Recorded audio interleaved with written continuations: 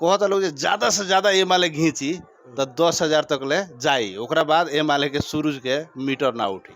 अच्छा ई बात तो लोग के जे एमाले नइखे चिन्हत उ कहले होई। एमाले कैसन पार्टी बा उ लोग के था नइखे देखी। उ लोग तो अबके खुलल पार्टी न ह। इहे चुनाव से पहिले खुलल पार्टी सब इहे कहले।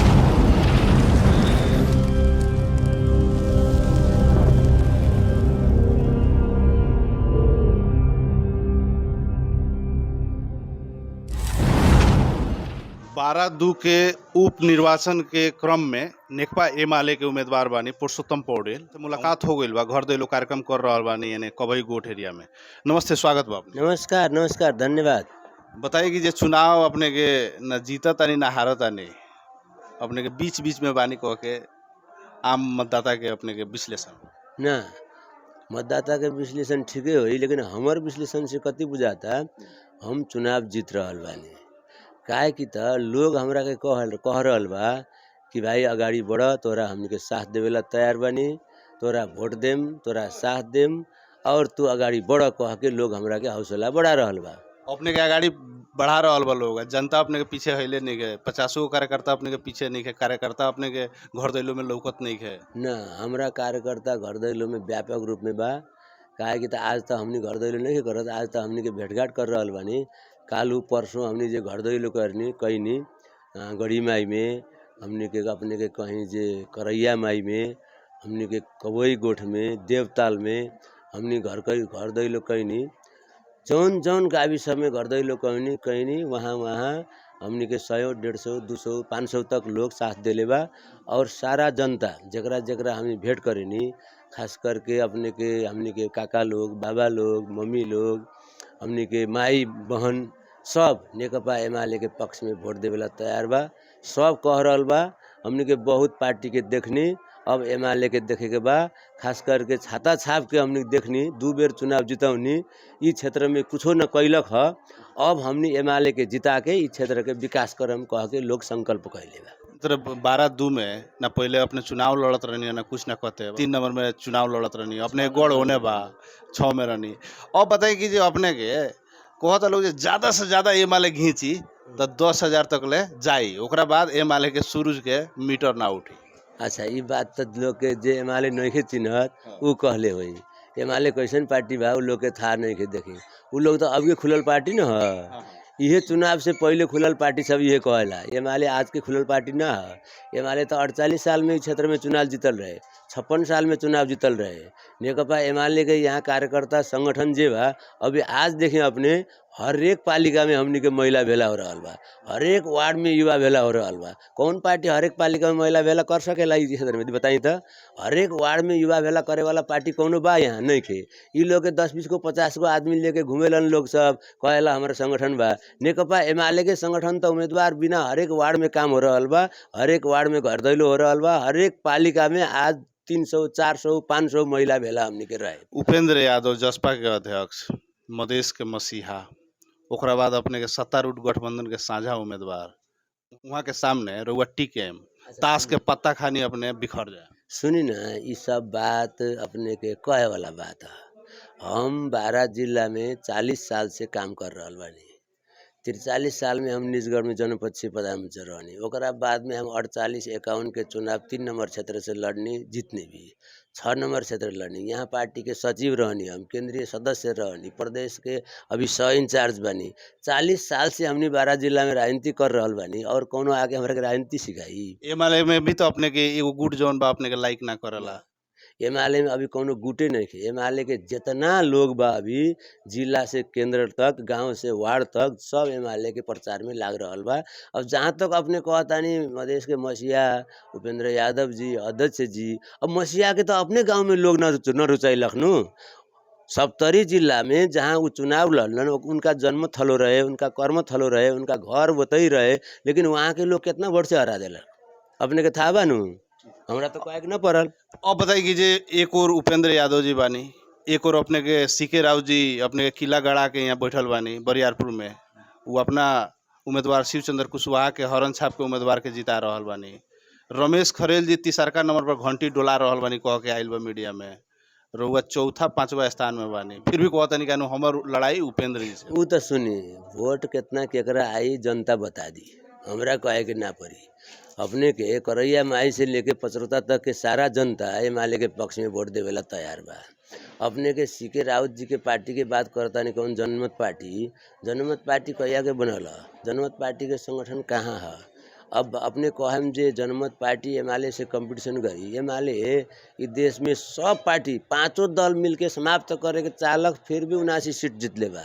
जनमत पार्टी को एगो सीट जीतले बा, एगो सीट। अपने के अब एमाले इतना दिन राज कोई नहीं लगन, सत्ता कुर्सी पर बैठ नहीं लगन, वो कोको बेर जीतली। 12 जिले के आज भी उ जनता, आज भी उ क्षेत्र बिकट बा, पिछड़ापन बा, ओमे गरीबी बा, बेरोजगारी बा, पीच रास्ता नहीं के अपने ही अभी दूरा गर्दा झेल रहल बानी, खा रहल बानी। अपने जीतम तो का करम? आज निर्वाचन क्षेत्र में दिखाई दे हम कि रहम संसद में एसी वाला गाड़ी में घूमे मिलबा। हम तो एसी में बैठबे न करेनी, हम ठंडा खाइबे न करेनी। हमरा जन तराई के जौन धुला मुला बा नु, इहे मन पड़ेला। तराई के गर्मी हमरा अच्छा लागेला। लेकिन जब अपने कहनी कि अपने का करम, हमरा 3 गो बात बा। देखे, ज़्यादा बात कहे के नहीं के। इतना दिन तक गणतंत्र आइला के बाद 64 से आज तक 4 गो चुनाव भेल। 4 गो चुनाव हमने के पार्टी इस क्षेत्र में ना जीतल, ऐसे इस क्षेत्र के हालत बेहाल हो गई। अब नेकपा एमाले जीती तो इस क्षेत्र के सुधार हुई, परिवर्तन हुई, हमरा ई बात बा। दूसरा, अपने धुला वाला रोड के बात कहनी, अगर नेकपा एमाले जीती तो हमरा अवधि में धुलो रही तो रोड हम बना देम, हम कहले बानी।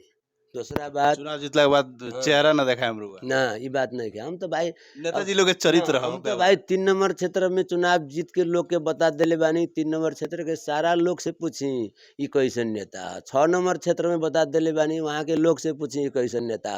उ देख के 2 नंबर क्षेत्र के जनता कहे था हमनी के फलने चाहिए, पुरुषोत्तम पौड़ेल चाहिए। ई काहे की इनका व्यवहार लोग देख ले बा। एक बात कहता नहीं। दूसरा, यहाँ खाने पानी के समस्या बा, उ समस्या हमरा हल करे के बा। सिंचाई के समस्या हल करे के बा। यहाँ अस्पताल एगो व्यवस्था करे के बा। ये 3-4 गो काम हम जनता से आश्वासन देले बानी। सब लोग मतलब मुर्गा के मांस, मटन उटन खिया रहल बा, कुछ पैसा वैसा भी बांट रहल बा रतियाई ड्यूटी में।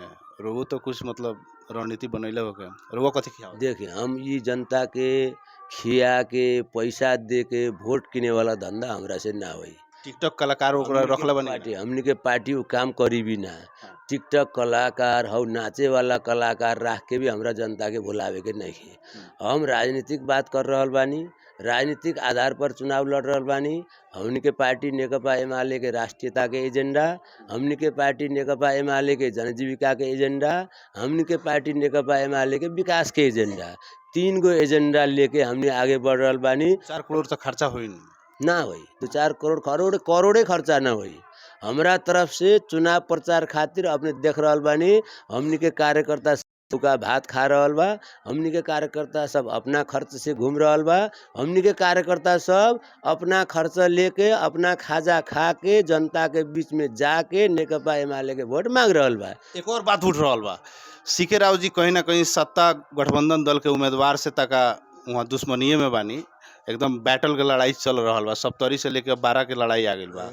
उन्हें करी केंद्र सरकार में भी अपने के समर्थन बा, सरकार में नहीं के जनमत पार्टी। प्रदेश सरकार से भी अब छटाए वाला अवस्था आ गई बा, जौन की अभी समीकरण बनल बा, चुनावी समीकरण जौन हिसाब से बनल बा। अपने के भी ऊपर प्रश्न उठ रहा बा कि जनमत पार्टी एमाले, अपने के आम जनता पार्टी, ये तीनों दल मिल के भी अपने के कहीं उपेंद्र के फाइट करी, वहाँ के हरावे खातिर लोग रणनीति बना सकता चुनाव के अंतिम आवर में। एमे अपने लोगन के इंटरनल कुछ वार्तालाप, कुछ संवाद हो रहल बा कि ना हो रहल बा? देखिए, नेकपा एमाले राष्ट्रीय पार्टी है। नेकपा एमाले अपना उम्मीदवार उठौले बा। नेकपा एमाले अपना उम्मीदवार खातिर समर्थन सबसे मांगी। अपने हम कहतानी जितना भी पार्टी बा उस सब मिल के एमाले के समर्थन करे के चाही। काहे कि त नेकपा एमाले इस देश के लोकतंत्र खातिर, इस देश के विकास खातिर, इस देश के उन्नति खातिर काम कैले बा।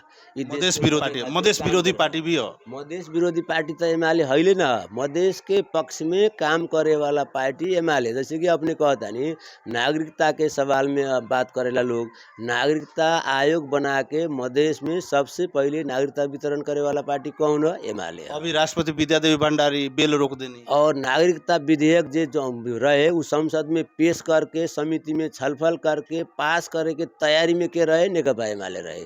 उ विधेयक के फिर्ता ले लख, कांग्रेस माओवादी के गठबंधन सरकार फिर्ता ले लख। त्यसै समस्या बानु एमाले ओके चलते बादला सजैली राष्ट्रपति जी बादला सजैली एमाले त विधेयक पास करेला तैयारे रहे। भाई कानून बनावे के अधिकार केकरा हो? संसद के हो। संसद में तैयार विधेयक के फिर्ता ली और अपना मन से कुछ पास करी तो लोग मानी। संसद से आओ ना, एमाले समर्थन करेला, एमाले पास करेला तैयारे बा। एमाले के बात इतने बात। दूसरा तीसरा बात, अभी तराई मधेश के विकास के जौन देखत तानी, चाहे हुलाकी सड़क कहीं, चाहे अपने के और बाकी चाहे सदरमुकाम जोड़े वाला सड़क कहीं, चाहे बीरगंज शहर के चाहे आधुनिकीकरण के बात कहीं, चाहे अपने के ई तराई मधेश सिंचाई आयोजना कहीं, चाहे तराई मधेश कृषि विकास कार्यक्रम आयल, उ एमाले के सरकार के पाला में आयल। बॉर्डर के जितना भी पालिका बा उ पालिका में अपने के 1 करोड़ से लेके 2 करोड़ सब बजट एमाले लगा के विकास के आयोजना ले रहे। ई जब मधेश के काम एमाले शुरू कैलक, तराई मधेश के विकास एमाले शुरू कैलक, लोग एमाले के मधेश विरोधी कहे लागल। गोली चलेला केपी ओली जी गोली कैलक। ए भाई उ तो गोली तो लोग का मधेशवादी पार्टी का कहलक जे भाई मर जाइब तो तोरा 50 लाख मिली। लोग हिम्मत कैलक, लेकिन 50 लाख देलक ह, उहो 50 लाख सब मधेशवादी दल अपने खैलक। एमाले तराई मधेश में लोकप्रिय भेल। अभी देखी ना, स्थानीय चुनाव में एमाले दूसरा पार्टी भेल, प्रदेश में एमाले सबसे बड़का पार्टी भेल, अपने के संसद में एमाले सबसे ज़्यादा सीट जीतल। ई एमाले मधेश विरोधी होके जीतल। एमाले मधेश के सबसे लोकप्रिय पार्टी हो अभी। चलिए, बातचीत खातिर बहुत बहुत धन्यवाद। धन्यवाद। अपने के भी, अपने भी बड़ा निमन प्रश्न कैनी, हमरा जवाब देवे के मिलल। धन्यवाद।